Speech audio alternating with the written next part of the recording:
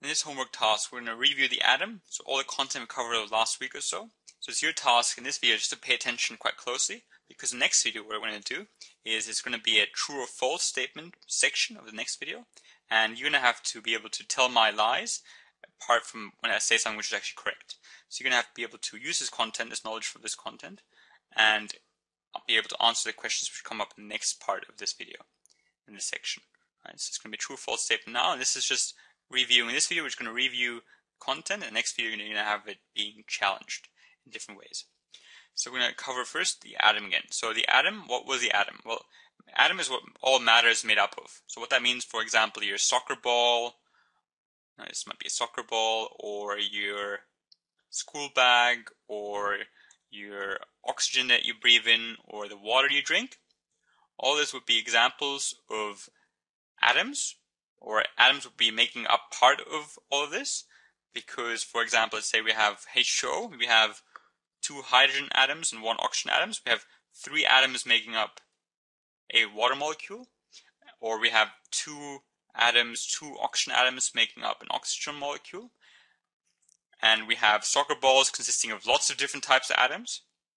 So atoms are basically the building block of all matter. That's what you should know about atoms, the sort of what an atom actually is. Now, in terms of the size, they are tiny. If I draw this one dot, you can imagine that in this one dot there would be billions of atoms. So you can imagine how small these different atoms are. So billions of atoms would be in this one tiny dot.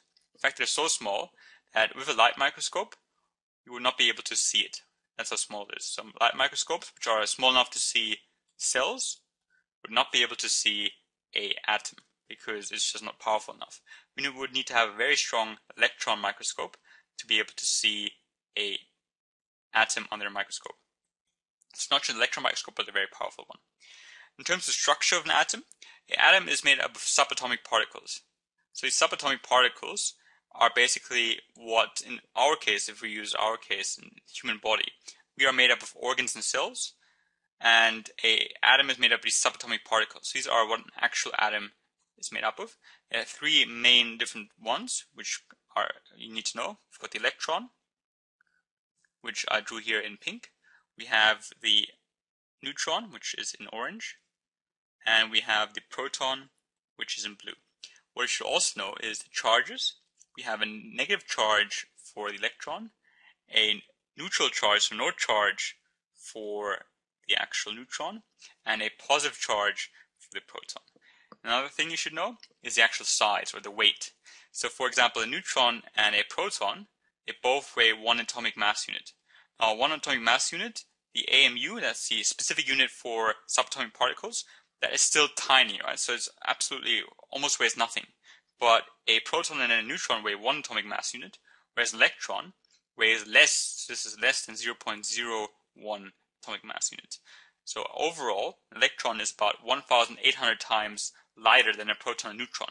So electrons weigh almost nothing, whereas neutrons and protons weigh a bit more, but overall, in the bigger picture, still weigh very little in the whole sort of spectrum of it. So you should know the rough weights, you should know protons and neutrons are heavier, and you should know the names of these subatomic particles and the charges as well. In terms of, you should also know how elements are connected to atoms. Elements are these different elements we can find in the periodic table. There are roughly 118 different types of elements, and every single element has its own atom. Right? So, for example, if we have helium, which is here, so helium is here, helium has the atomic number of 2. The reason why I say atomic number is because the atomic number was what defines an atom, right? So atomic number is number of protons, and every different type of element will be defined by how many protons it has. So for example, helium, which is the element helium, has an atomic number of 2, which means it will have 2 protons in its nucleus. And if it's an atom, it has to have equal amounts of protons and electrons, and that means it's going to have 2 electrons, and they're going to be in the first shell, in the first shell, which will hold 2 electrons. And that's for helium. If I take carbon, for example, carbon is right here. Carbon has 6 protons. It has an atomic number of 6. So atomic number of 6 means it has 6 protons. if it had atomic number of 5 or atomic number of 7, it wouldn't be carbon anymore, right? So carbon has 6 protons, and it's going to have 6 electrons as well, because it's going to be neutral. You're going to find the first 2 in the first shell, and you're going to find the next 4 in the second shell. The first shell can hold 2, and the second shell can hold up to 8.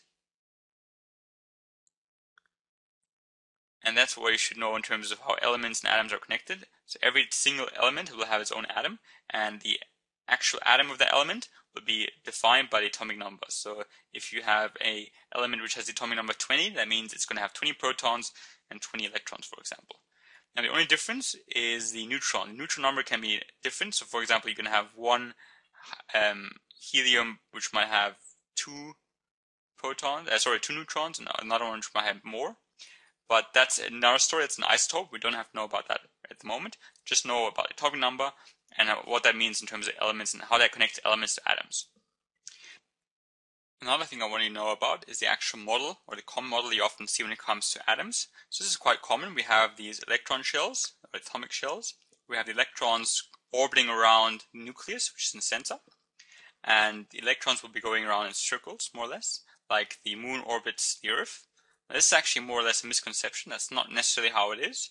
The more realistic version is there is an actual electron cloud. So they don't orbit, it's more like a cloud. And they don't go around in circles. They kind of zoom around. It's actually hard to explain because it's kind of quite bizarre. But these electrons don't follow any known path.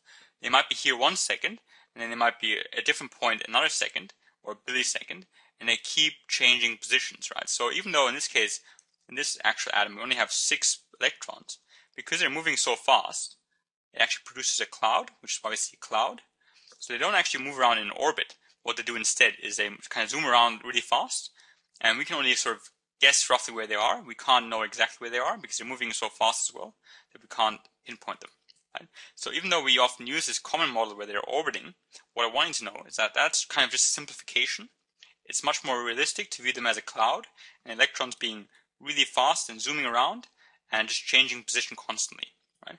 Another thing I want you to know is that the actual, for example, if this soccer field were the atom, then the size or the size of a neutron and a proton could be represented roughly by a soccer ball, or even smaller than a soccer ball.